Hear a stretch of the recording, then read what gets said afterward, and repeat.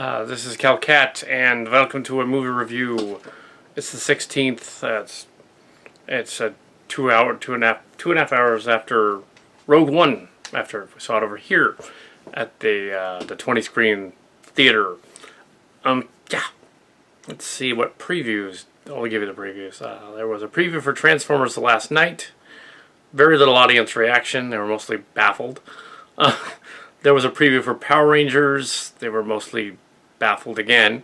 Didn't much reaction. Let's see, there was some other... The Cars 3 trailer, that got a gasp out of people. They were like, what? Huh? I commented, it looks dark. But yeah, that actually is their real trailer. I don't know what Pixar is doing.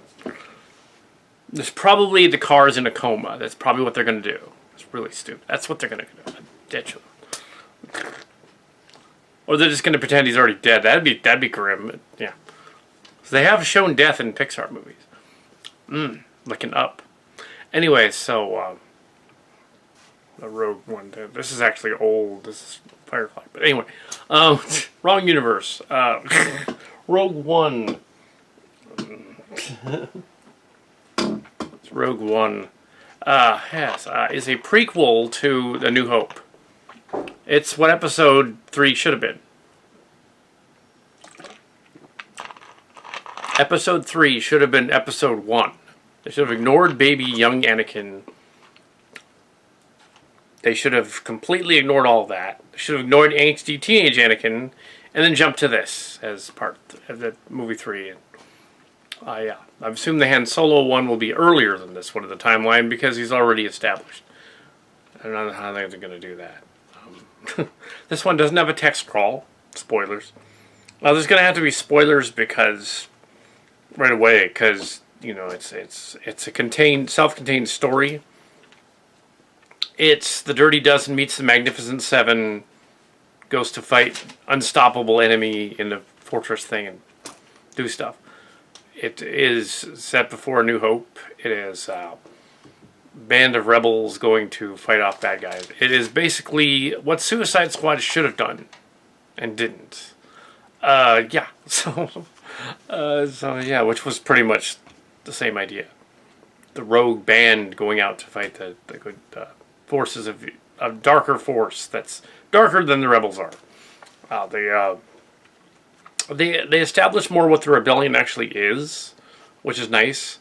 Kind of like so you have the Empire, which is obviously subjugating everybody, and you have the council that's sort of in between. That's basically the political body, and they're like saying, well, the rebels are actually the bad guy, terrorist dudes, and yeah, and the Imperials are for us, so we like them, which is kind of an interesting twist, making the council sort of oblivious to the fact that the bad guys are being bad for political gains, which is an interesting idea. It, however, is not what the hyper neocons were saying. They were like, no, there's a Donald Trump in there. It's like, where? Or Grand Moff Tarkin, maybe? No. They did a good job imitating him. Tarkin, actually. Well, they had some other ones in there. They had this unknown character in a white suit. That couldn't be Trump either, because that doesn't make sense. Would he be the contractor? Because that wouldn't make sense either. So no, there's no Trump in it. So put it out of your mind, guys. There's no Trump in the story. Nothing about him whatsoever. If anything, the guy in the white suit is sort of a Colonel Sanders ripoff. If anything else, maybe he's a neocon in a way. He's sort of he's for the forces of the Empire. But he's not a business tycoon. He's just like the head scientist guy. And then there's this other scientist guy that has the plans, and he knows that he designed the Death Star with a flaw in it. And if the rebels could get a hold of that, they could get a hold of the plans. Well, if you've seen A New Hope, you know that they got the plans. So you know how this ends, because it's already established in the canon. This is like watching one of the now considered not canon Star Wars books, Splinter of the Mind's Eye type of deal, or something to that effect, going on in this universe, which is kind of an interesting idea. So, yeah, I don't need to go into all of the details. Maybe Mark's Cards and I might later do that. But Rogue One is a very good movie. Oscar worthy, maybe not, but it's a good movie. Yeah, so Rotten Tomatoes gave it a score of 89. Yeah, it's 4 stars. It's a really good Star Wars movie. I would say it in some ways for originality, it is better than Star Wars 7. It's actually better than Episode 7. The rewrites they made, another rumor that was circulating. The rewrites they made added comedy to it, and later moments and stuff. Not really. The tone of the movie is not changed. There are some more sarcastic moments, but it fits. Unlike in a comparable movie with another Dirty Dozen Magnificent Seven Squad. Unlike in this other movie called Suicide Squad. Very similar band of bad guy, outlaws. In that movie, when they added the humor stuff, it didn't fit. Including the bar scene with here, try the water, it's a good idea, or whatever. Which they cut out. It wasn't in the movie, it's in the DVD. And in the trailer.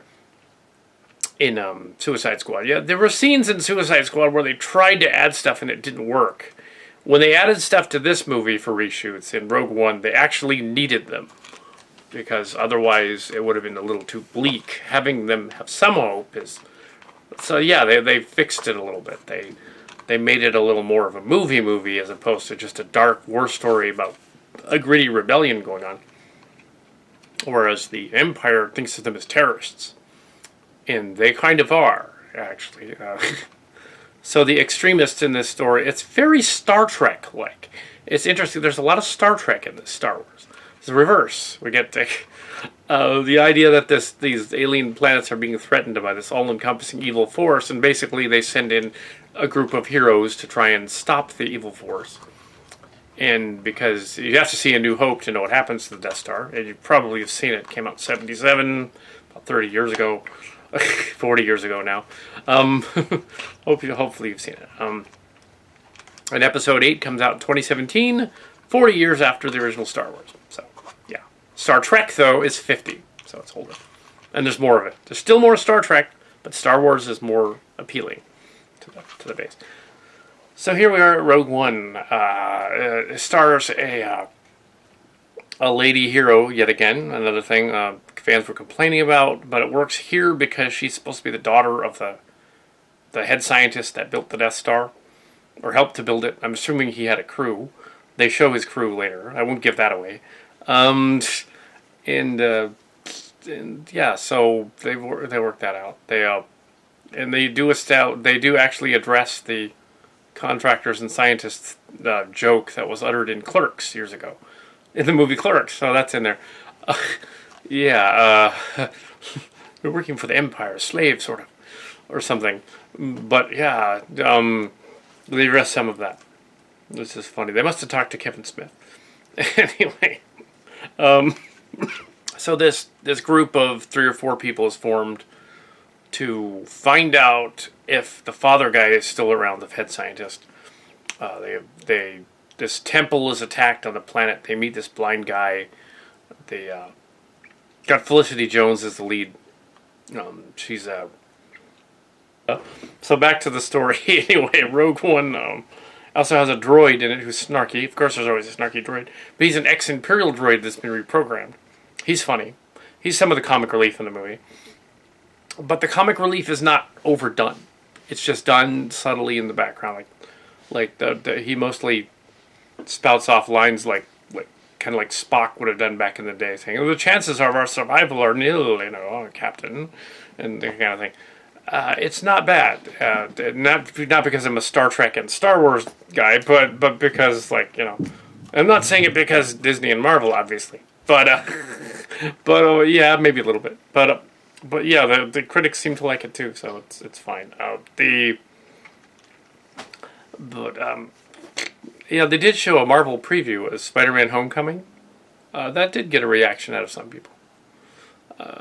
Yeah, so but they showed that before the preview. They did not show a preview for Episode 8 in this theater. They might have elsewhere, but I don't think they've showed it at all. So wait for previews of Episode 8, probably early in the spring. my guess. Or maybe late December. Maybe they'll release one in January. But it'll be very early. It'll be very preliminary. And, yeah, there could be a preview by Christmas on some other movie. Probably, I'm going to guess that it'll be on Spider-Man Homecoming. There'll be a preview, like a sneak.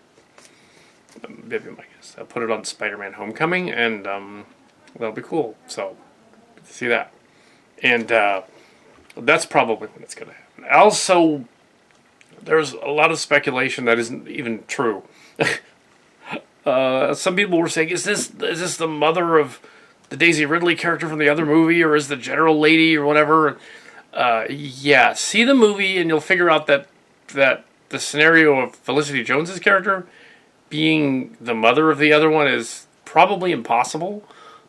Yeah, it just is. It's not possible. She could be her grandmother, I guess. I should say the Felicity Jones character. Okay, I'll rephrase that. The Daisy Ridley character is not related to the Felicity Jones character. Yeah, Ray is not related to the one in this one. They're not related. So, if you thought they were related, they're not. They're just another female hero, and she happens to be there. My guess is that they will reveal that Ray is some sort of a stepdaughter of Luke Skywalker. That'd be my guess, and that it's someone else that he met in the 30 years between Jedi and Episode 7. So we don't know. Because Daisy Ridley's character is clearly like 22 or something. 21, 22, somewhere. She's pretty young in the story. So it would have been 10 years after Jedi. So we don't really... In order for that to even work, we just don't know. So yeah, and she clearly has a British accent, which he doesn't. So my guess is that she's probably related to some of the Imperials who have British accents. Which would be an interesting twist. Which they'll probably reveal in Episode 8. She's probably related to Kylo Ren, though. They're probably cousins. Yeah. But she's not a niece of, Leia, necessarily. Maybe she is, but probably not.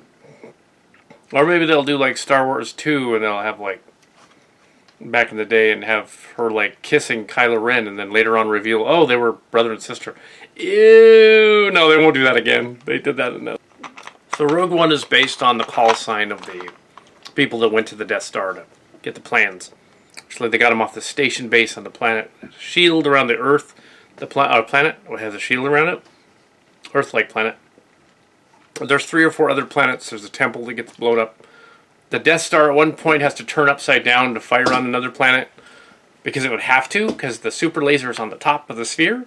And it would have to turn upside down in order to fire onto a planet. Because it isn't a Death Star, but here is Cybertron. Now if Cybertron, of course, this is the Dark Knight, the Last Knight Cybertron. From the movie, it's a prop, I stole it from the set. Just kidding. No, it's a toy ball that I painted up to look like it. Before The Last Knight came out. Anyway, so here we have a planet with a super laser. Let's say that's a super laser. Okay, on the Death Star, the super laser is pointed up like this when it fires on something that way. So in order for it to fire on a planet, it would have to tip down this way.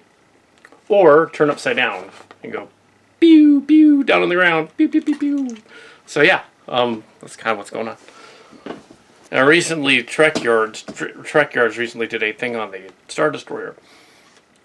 They did a review of it, saying the Star Destroyer is a little bit about the same size as the Vengeance from Star Trek Into Darkness. Yeah, that's about the same size, roughly, which is kind of ridiculous. The Vengeance couldn't have been built without being seen if it was that big.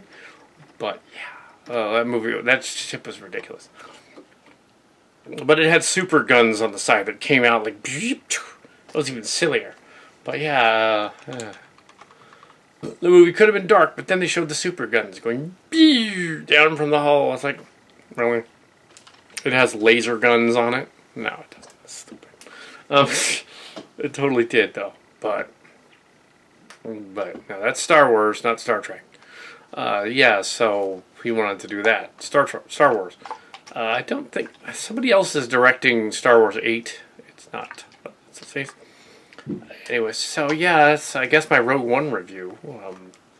They had some interesting camera angles, but mainly they played it like a straight up fantasy in the tradition of the sci-fi serials that Star Wars is taking off of, and in the tradition of the Hidden Fortress that Star Wars is taking off of, and in the tradition of Dirty Dozen and Magnificent Seven, which is the Seven Samurai, as well.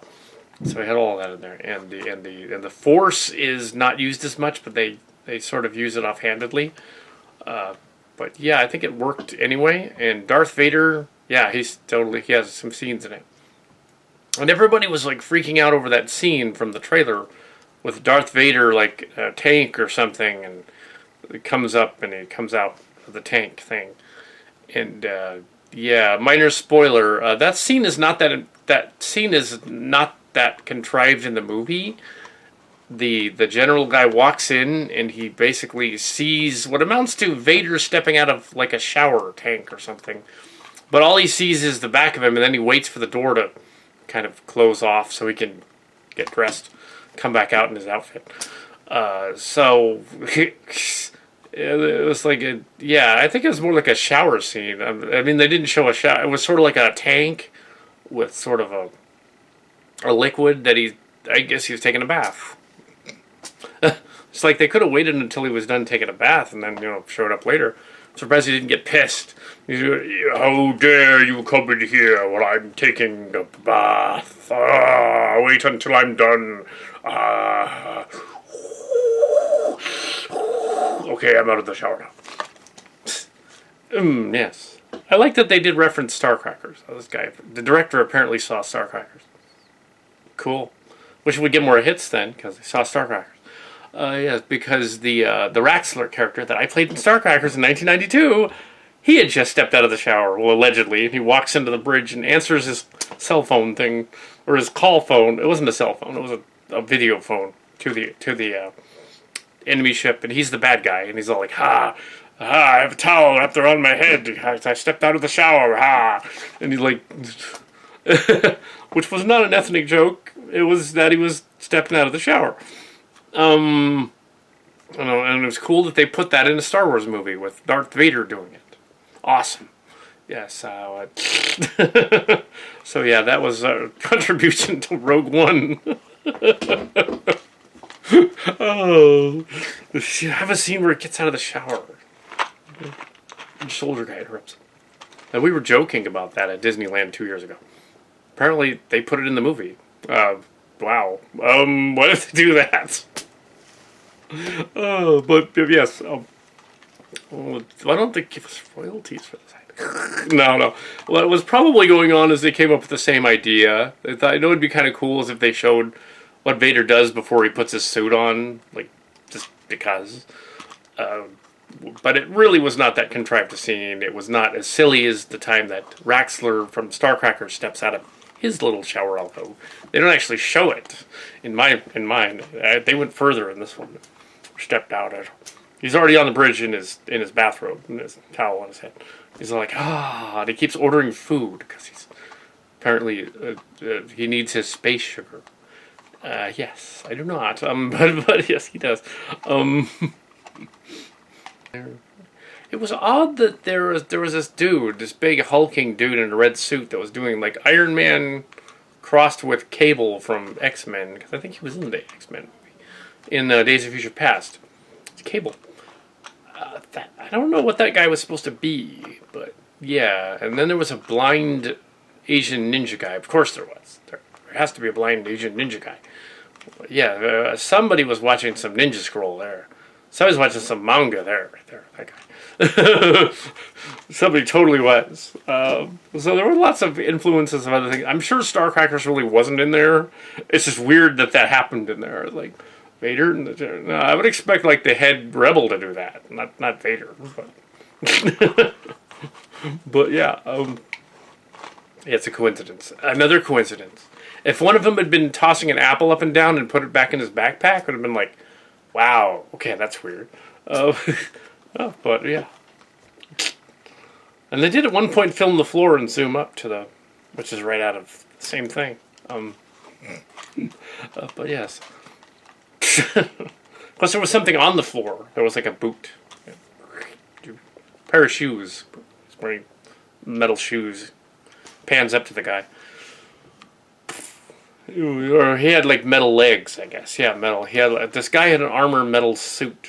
Apparently, it's just his upper body was left. He'd have been all carved up apparently by the bad guys or something. There were two black guys, and one of them was in a armor suit. The other one was in an armor red suit, and he had all his limbs. It was a different guy. So yeah, Forrest Whitaker or something. It's one of those guys. And so there's a bunch of cameos in here too. And I won't give away the cameo at the end. You'll have to see it. Yeah, it's not me. No, it's a female character. But I'm not going to give away anything else. So Rogue One, go out and see it. This review has some spoilers for plot, but it doesn't really go that far into it. So yeah, go out and see Rogue One and Star Wars story. It's sort of a prequel set in its own universe thing. They wanted to make an expanded universe out of it. And the next one is on Episode 8, and the one after that, Han Solo. And I think they're going to do a Boba Fett one, which will probably not be very good. Ooh, unless, of course, Kal Kat or Mark's Cards has a cameo in which they walk in and go, again? Boba Fett? Really? Like in the movie, they walk in again? That'd be fun. No, we don't want to make it a comedy. This movie is not a comedy. It's an action fantasy drama, basically. Sci-fi elements.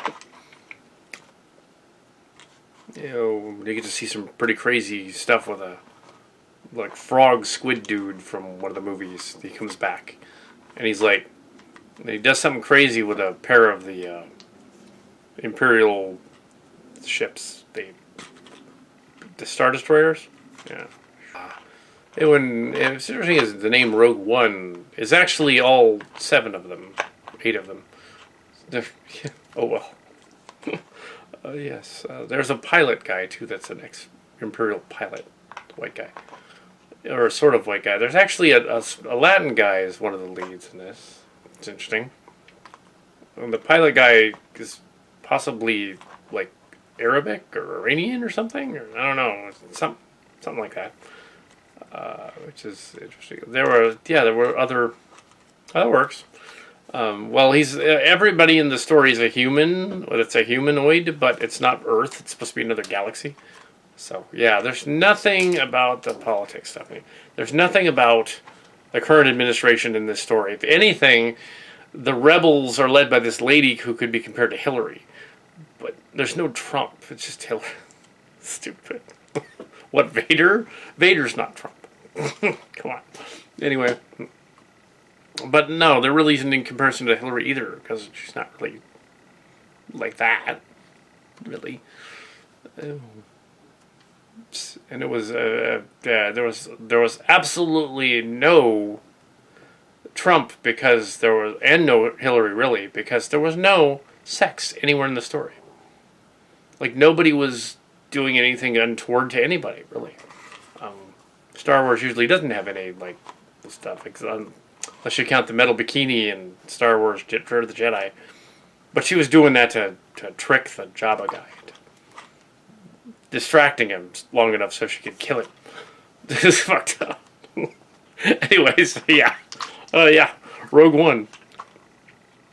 And that wasn't giving away anything. I'm sure everybody's seen Return of the Jedi by now. Yes. And over there on Tamara's never seen the Channel Awesome.